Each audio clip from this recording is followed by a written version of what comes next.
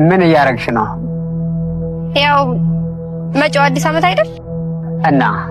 እናማ ስለሚመጣው ዓመት እያሰብኩ እያቀድኩ። ያምናውስ ሰረስኩት። ለምን? አልሆነማ። ባሰብኩት መንገድ አልሄደልኝም።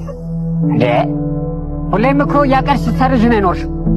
አዎ እሱማ አንድም ቀን ባሰብኩት መንገድ ሄዶልኝ አያውቅም። ቢሆንም ግን ዝም ብዬ ላቅድ ብዬ ነው።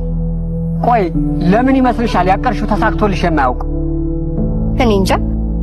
አየሽ፣ አንቺ ራስሽ እቅድ መሆንሽን ስለማታውቅ። እንዴት? ምናልባት ያቀድሽው ሳይሆን የቀረው በታቀደልሽ እየኖርሽ ቢሆንስ? አንቺ የፈጣሪ እቅዱ ነሽ።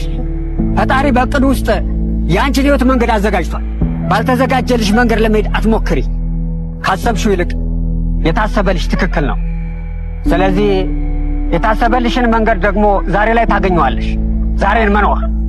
አዎ መቼም ዛሬ ይኖራል እንጂ አይታቀድም አይደል? አዎ እሱስ ልክ ነህ።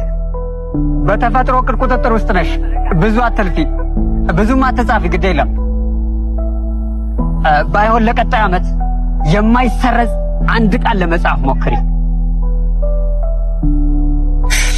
ምን ብዬ ልጻፍ? አይነው ሁሉ እኖራለሁ ብለሽ ጻፊ። አዎ ይህንን ብለሽ ከጻፊ ባትኖሪም አትሰርዡም፣ ብትኖሪም አትሰርዡም። አንቺ ብታልፊ እንኳን የጻፍሽው አይጠፋም። የማይሰረዝ ጽሑፍ ጽፎ ማለፍ ደግሞ ሕያውነት ነው።